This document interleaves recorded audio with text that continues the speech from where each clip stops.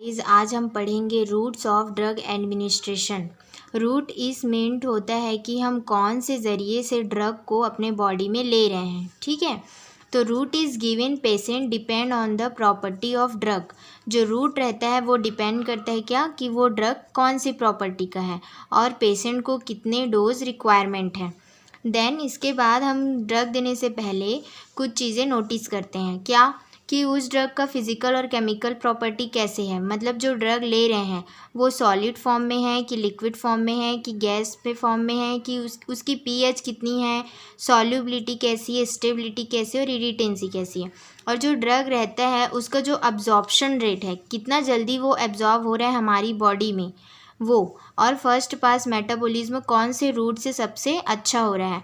Patient की condition देखना भी बहुत ज़रूरी है कि वो अनकॉन्शियस है कि कॉन्शियस है। मान लीजिए कोई सिक पेशेंट है, मतलब कोई बीमार पेशेंट है, तो पहले पेशेंट की कंडीशन देखेंगे हम, फिर देखेंगे कि इसको कौन से रूट से हम ड्रग दे सकते हैं। रूट मतलब ज़रिया, तो उसके बारे में ही आज हम पढ़ेंगे। पहला रूट, मेनली 3 रूट्स होते हैं। ओरल इंजेक्शन रूट, दूसरा parenteral route, third topical root.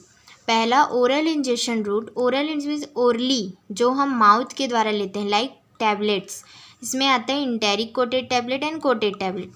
Then parenteral route. Parenteral route it means जब पेशेंट ओरली लेने की कंडीशन में नहीं होता है, उस टाइम हम क्या कर सकते हैं, इंजेक्शन के थ्रू उसको दे सकते हैं दवाई, इनहेलेशन, ट्रांसडर्मल एंड ट्रांसम्यूकोजल। इंजेक्शन में क्या होता है, इंट्राडर्मल। इंट्राडर्मल जस्ट स्किन के ऊपर। देन उसके बाद होता है सबक्यूटेनियस। देन इंट्रामस्कुलर, जो सबक्यूटेनियस की नीचे वाली लेयर होती है हमारी स्किन में, उसमें मसल्स में देंगे। देन उसके बाद इंट्रावेनस, जो वेन्स में दिया जाता है। Then inhalation. इनहेलेशन में क्या आता है, volatile liquid and gases. Transdermal route से हम वही दवाई दे सकते हैं जिसकी लिपिड सॉल्युबल जो ड्रग रहता है वो बहुत हाई रहता है। और ट्रांसम्यूकोजल, जो म्यूकस मेम्ब्रेन के थ्रू जाता है, लाइक सबलिंगुअल, नेजल और रेक्टल। अब इसके बारे में हम डील करते हैं। पहला होता है ओरल रूट, है ना। तो ओरल रूट से हमने दवाई लिया, ड्रग लिया, तो वो जो ड्रग रहता है सबसे पहले कहाँ जाएगा, माउथ में, सलाइवा। देन उसके बाद स्टमक में क्या प्रेजेंट रहते हैं, बहुत सारे एसिड्स एंड एंजाइम्स, जो क्या करते हैं, ड्रग को क्या करेंगे, एब्जॉर्प्शन रेट को बढ़ाने का या कम करने का काम करते हैं। उसके बाद जो ड्रग रहता है वो कहाँ आता है, स्मॉल और लार्ज इंटेस्टाइन में, जहाँ पे बैक्टीरियल फ्लोरा मौजूद होता है।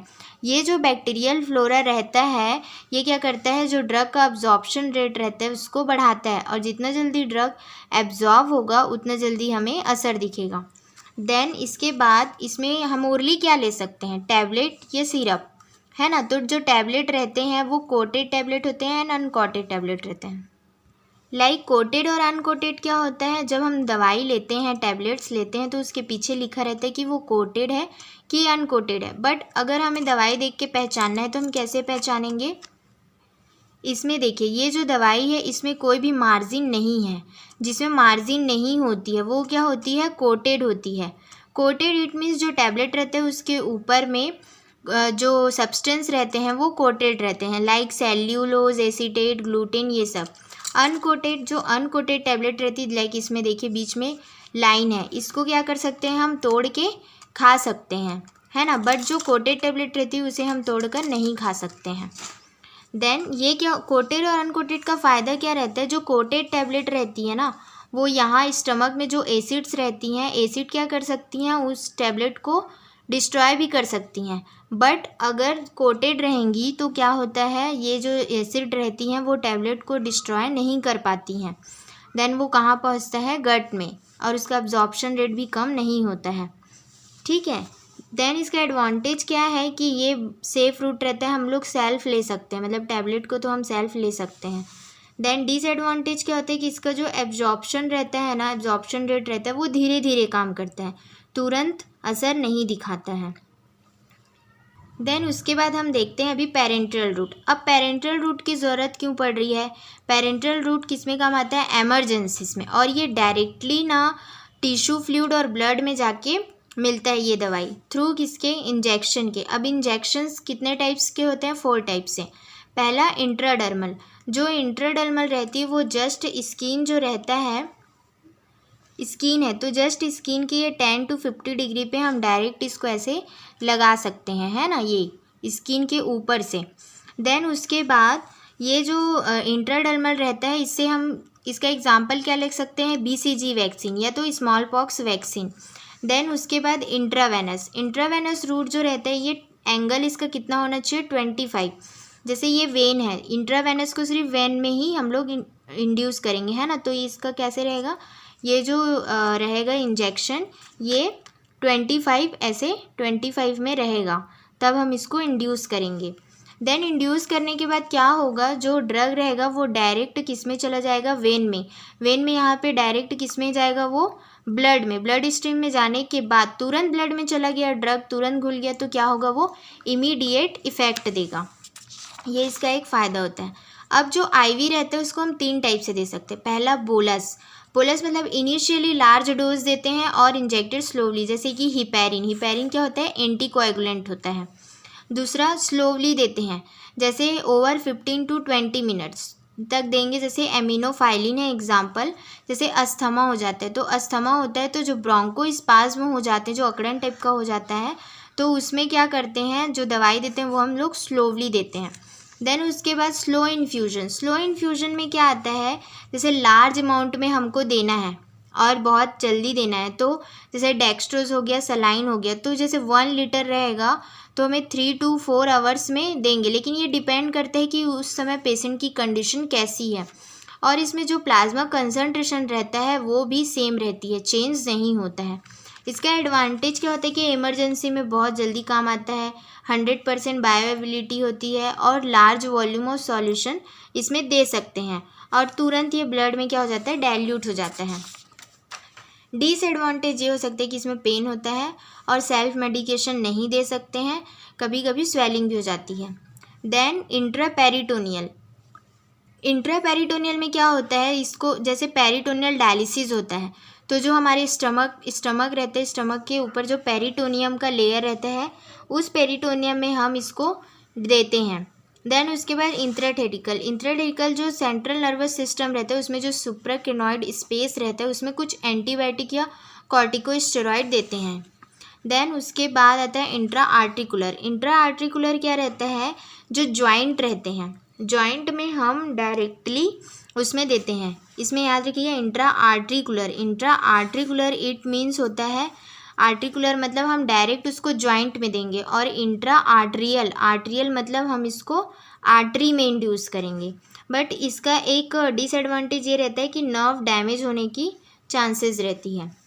जो इंट्रा मेड्युलरी रहता है, ये मेड्युलरी वाला जो इंजेक्शन रहता है ये हम किस में देते हैं, बोन मैरो में। ये सभी जो इंजेक्शन है ये इंट्रावेनस टाइप के ही होते हैं। देन थर्ड आता है सबक्यूटेनियस इंजेक्शन, जो सबक्यूटेनियस इंजेक्शन रहता है ये क्या रहता है, 45 डिग्री सेल्सियस पर देते हैं, और इसका जो वेस्कुलर एब्जॉर्प्शन रहता है वो बहुत कम होता है। इसमें क्या होता है, सबक्यूटेनियस 45 डिग्री मतलब ये कैसे रहेगा, ये इस टाइप से ऐसे देंगे हम सबक्यूटेनियस टिश्यू में, अंदर तक, यहाँ तक ये डीप अंदर तक जाएगा।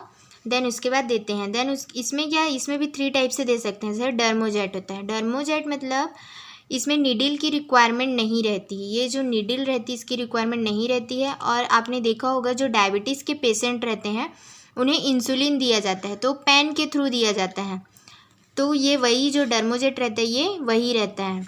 देन उसके बाद पैलेट इम्प्लांटेशन, पैलेट इम्प्लांटेशन में जो लाइक ये टैबलेट की तरह होता है बट बहुत ही छोटे फॉर्म में रहता है, स्मॉल में रहता है, और इसको क्या करते हैं, स्लोवली देते हैं, और इसका जो असर रहता है वो हमें वीक्स टू मंथ में दिखाई देता है। देन उसके बाद सैलिसिस्टिक इम्प्लांट्स में क्या रहता है, जो सैलिस्टिक ट्यूब रहता है उसमें पहले ये ड्रग को डालेंगे, फिर ड्रग को डालने के बाद वो ड्रग क्या होता है पूरे मंथ तक एब्जॉर्व होता है। उसके बाद इसमें एग्जाम्पल ले सकते हैं लाइक कॉन्ट्रासेप्टिव्स जो टैबलेट रहते हैं वो, इसमें जो ब्लड लेवल रहती है वो कांस्टेंट रहती है, सेम पैलेट में भी ब्लड लेवल जो रहती है वो कांस्टेंट रहती है। देन उसके बाद आता है इंट्रामस्कुलर, इंट्रामस्कुलर इट मीन्स इसका एंगल क्या रहता है, 90 डिग्री रहता है, लाइक ये डायरेक्ट ऐसे इसको करके हम लोग दिया जाता है मसल्स है, मसल्स में डायरेक्ट इसको दिया जाता है 90 डिग्री में। लाइक मसल्स कौन कौन से होते हैं? डेल्टॉइड, यहाँ जो डेल्टॉइड रहता है वहाँ पे जो एब्जॉर्प्शन रहता है ड्रग का बहुत ही अच्छा रहता है। दूसरा ट्राइसेप्स होते हैं, और ग्लूटियस जो रहता है, जो मेनली हिप यानी कमर के पास जो रहता है, वो वुमेंस के लिए बहुत ही अच्छा होता है। मतलब यहाँ पे जो ड्रग रहता है वो जल्दी एब्जॉर्ब हो जाता है। इसमें वो जैसे कि ऑयली इंजेक्शंस रहते हैं, ऑयली सॉल्यूशन ड्रग्स रहते हैं और सस्पेंशन रहते हैं, उसको इंट्रामस्कुलर के थ्रू ही दिया जाता है। बट इसमें एक चीज़ का ध्यान रखना पड़ता है कि जो वॉल्यूम रहती है ड्रग की वो 10 ml से ज़्यादा नहीं होनी चाहिए। देन ये तो हमने बात कर लिया अभी तक इंजेक्शन में। दूसरा होता है इनहेलेशन। इनहेलेशन इट मीन्स क्या होता है? जो वोलाटाइल लिक्विड और गैसेस होती हैं, लाइक अस्थमा के पेशेंट यूज़ करते हैं, वो मेरे पास था नहीं तो मैं दिखा नहीं पा रही हूँ, उसमें यूज़ करते हैं साल्ब्यूटामॉल। देन दूसरा ट्रांसडर्मल। ट्रांसडर्मल इट मीन्स होता है कि जो इसमें जो रहता है इंजेक्शन, इसमें क्या देते हैं? हाईली लिपिड सॉल्युबल रहते हैं, उसको दिया जाता है, लाइक नाइट्रोग्लिसरीन, हायोसिन ये। दूसरा ट्रांसम्यूकोजल। जो ट्रांसम्यूकोजल जो ड्रग रहता है, ये जो म्यूकस मेम्ब्रेन रहती है वहाँ से क्रॉस करके हमारे बॉडी में जाती है ना। तो इसमें क्या रहता है? जैसे सबलिंगुअल। सबलिंगुअल इट मीन्स जो टंग रहता है हमारा, जो जीभ रहती है, उसके नीचे हम टैबलेट को रख देते हैं, और इसमें जो फर्स्ट पास मेटाबॉलिज्म होता है वो बहुत अच्छे से होता है और इसी के थ्रू होता है। देन उसके बाद सबलिंगुअल के बाद मैंने बताया था ट्रांसम्यूकोजल में दूसरा होता है नेज़ल। नेज़ल में क्या होता है? लाइक ये नेज़ल स्प्रे है। नेज़ल स्प्रे जो रहता है इसको क्या करते हैं? हम इसी के थ्रू देते हैं। ये क्या है? बच्चों का है, जो म्यूकस मेम्ब्रेन से होता हुआ जाता है। दूसरा होता है रेक्टल। रेक्टल में क्या होता है? रेक्टल में जैसे सपोजिटरीज रहते हैं, जो बच्चे रहते हैं उसमें जो सपोजिटरीज देते हैं वो ये रेक्टिकली काम आते हैं, क्योंकि जो सपोजिटरीज रहते हैं वो तुरंत ही मेल्ट हो जाते हैं और असर बहुत जल्दी दिखाते हैं। देन उसके बाद आता है topical route. Topical route for local action के लिए होता है। टॉपिकल रूट इट मीन्स जैसे कि ये आई ड्रॉप हो गया, हम इसको टॉपिकल देते हैं, ठीक है। उसके बाद ईयर ड्रॉप हो गया। देन कोई भी जैसे कि ये है क्रीम है, जेल है, ये सब हम लोग क्या देते हैं? टॉपिकली देते हैं, जो स्किन के ऊपर ऐसे रफ करके लगाया जाता है। सो गाइस, आज के टॉपिक में हमने देखा इसमें मेनली इम्पॉर्टेंट इंजेक्शंस रहते हैं। So thank you, keep watching.